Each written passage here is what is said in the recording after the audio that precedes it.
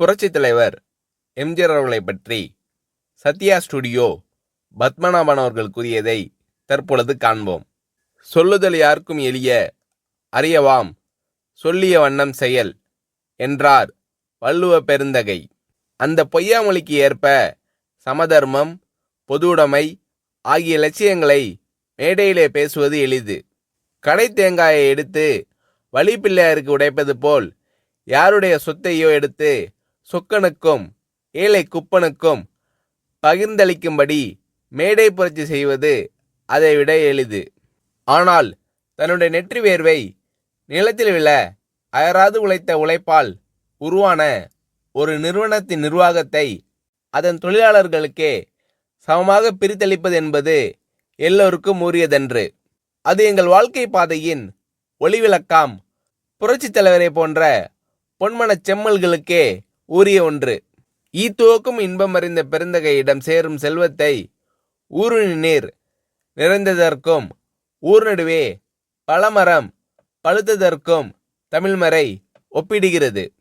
அந்த முப்பாலுக்கு ஏற்ப எங்கள் இதே தெய்வம் பெற்ற லட்சங்கள் எல்லாம் ஏழை எளியோரின் ஏழ்மையை தீர்க்கும் லட்சியத்திற்காகவே பயன்படுத்தப்பட்டன.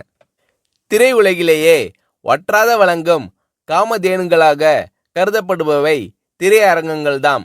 ஒருமுறை சென்னை நகரின் முக்கிய திரையரங்கம் ஒன்று விலைக்கு வருவதாக இந்த ஏழை பங்காளரிடம் தெரிவிக்கப்பட்ட போது அவர் கேட்ட முதல் கேள்வி, இந்த தியேட்டரை வாங்கினால் அதில் எத்தனை பேருக்கு வேலை கொடுக்க முடியும் என்பதுதான்.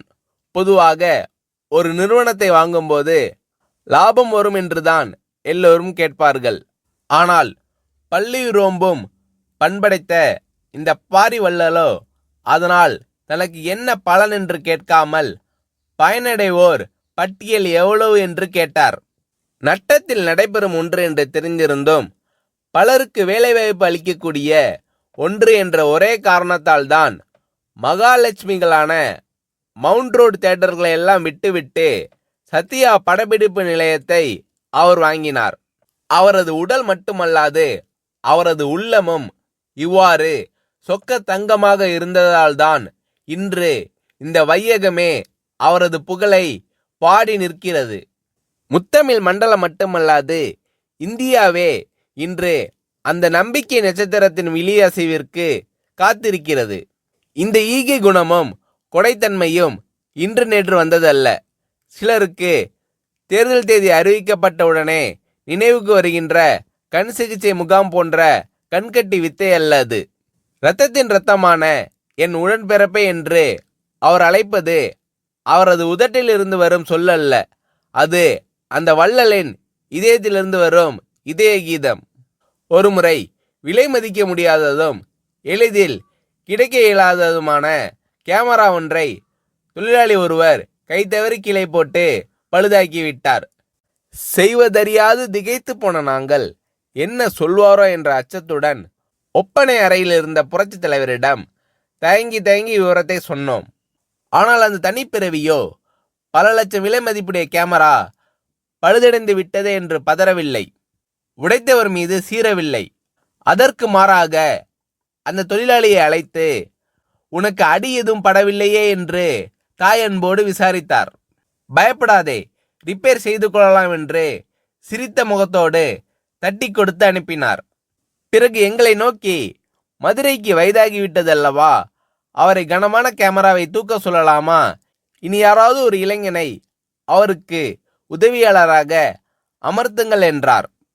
அச்சத்தோடு அந்த அறைக்குள் நுழைந்த நாங்கள் அச்சடித்த பதுமைகளாக அதிசயத்து நின்றோம். இப்படிப்பட்ட இதய கீதங்களை 27 ஆண்டுகளுக்கு மேலாக அருகில் இருந்து சுவைக்கும் பெரும்பேறு பெற்ற சிலரில் நானும் ஒருவன்.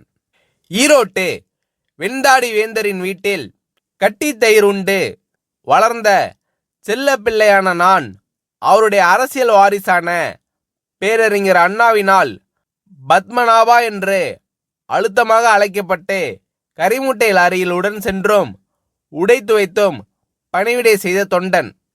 இன்று அந்த இங்கர்சாலின் இதே கனியான புரட்சி தலைவரின் ராஜசபையில் நானும் ஒரு அங்கம் என்று எண்ணும்போது என் தோள்கள் அந்த தேவனின் புகழை எண்ணி எண்ணி பூரிக்கின்றன. இதழ்கள் என் தலைவனின் புகழ் பாடி பாடி துடிக்கின்றன. இமைகள் அந்த சான்றோனின் தரிசனம் கண்டு கண்டு கழிக்கின்றன. ஏனெனில் என் தலைவனின் அத்தாணி மண்டபத்திலே நித்தில குவியல்களுக்கு மதிப்பில்லை. என்றும் நிலைத்து நிற்கும் நீதிக்குதான் மதிப்பு. ஊரை அடித்து உலையில் போடும் உளுத்தர்களுக்கு அங்கு இடமில்லை. ஆனால் உண்மை உழைப்பிற்கு அந்த ராஜசபையிலேயே என்றும் ஏற்றம் உண்டு. அந்த தேவ சபையிலேயே ஓடுபோரும் உயர்போரும் ஒப்பர்தான். உற்றாரும் ஒன்றுதான், ஊர்கோடி உலகப்பணம் ஒன்றுதான். அவ்வளவு தூரம் ஏன்? காரி உமிழும் கடைமகனையும் தன் மகன் போல் மடியேந்தி உயிர் காக்கும் உத்தமர் அவர்.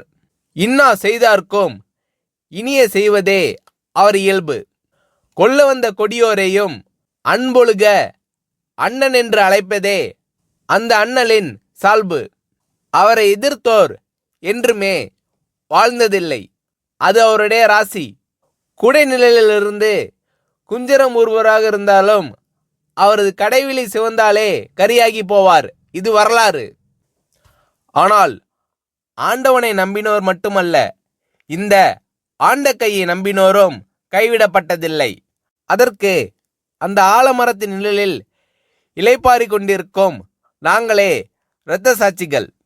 சிகாகோ நகரத்து வீதிகளை சிவப்பாக்கிய மேதின வீரர்கள் கூட குறிப்பிட்ட நேர உழைப்பு, அந்த உழைப்பிற்கு ஏற்ற ஊதியம் என்றுதான் ஆர்ப்பாட்ட போர்ப்பாட்டு பாடி சென்றார்கள்.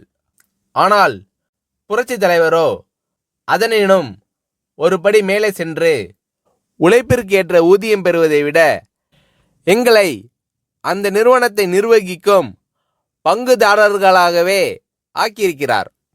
இன்று சத்யா ஸ்டுடியோவை நிர்வகிக்கும் ஒர்க்கர் கம்பைன்ஸில் நாங்கள் எல்லாம் ஊழியர்கள் அல்ல, பங்குதாரர்கள். அதிலும் எப்படிப்பட்ட பங்குதாரர்கள்? பொது மேலாளர் முதல் துப்புரவு தொழிலாளி வரை எல்லோரும் ஒரு நிலைதான். உயர்வு தாழ்வு அற்ற சம பங்குதாரர்கள்தான். இந்திய துணைக்கண்டத்திலேயே ஏன் உலகம் முழுவதிலும் தொழிலாளர்களை சம பங்கு நிர்வாகிகளாக இருந்து நடத்தும் ஒரே படப்பிடிப்பு நிறுவனம் சத்யா ஸ்டுடியோ ஒன்றுதான். காரணம், அது ஒரு சாதாரண மனிதருக்கு சொந்தமானதில்லை. அது ஒரு சரித்திர நாயகனுக்கு, புதியன செய்யும் புரட்சி தலைவனுக்கு சொந்தமானது. பகுத்துண்டு பல்லுயிர் ஓம்புவதை நூலோர் தொகுத்தோற்றுள் எல்லாம் தலை என்று கூறும் குரல் நெறி தெரிந்த ஒரு குமணனுடையது. அந்த குமணனுடைய காலடியில் நாங்கள் நிற்பதில் அந்த வள்ளலின் சுடரொளி எங்கள் வாழ்க்கையின் வழிகாட்டி ஆகிறது. நாங்களும் எங்கள் குடும்பத்தினரும் உண்ணும் போதும் உறங்கும் போதும் அந்த ஏந்தலை எங்கள் வாழ்க்கை பாதையின் ஒளிவிளக்காம் புரட்சி தலைவர் நீடூழி வாழ்க என்று நித்தம் நித்தம் வாழ்த்தி வணங்கி கொண்டிருக்கிறோம் என்று புரட்சி தலைவர் எம்ஜிஆர் அவர்களை பற்றி சத்யா ஸ்டுடியோ பத்மநாபன் அவர்கள் கூறுகிறார்.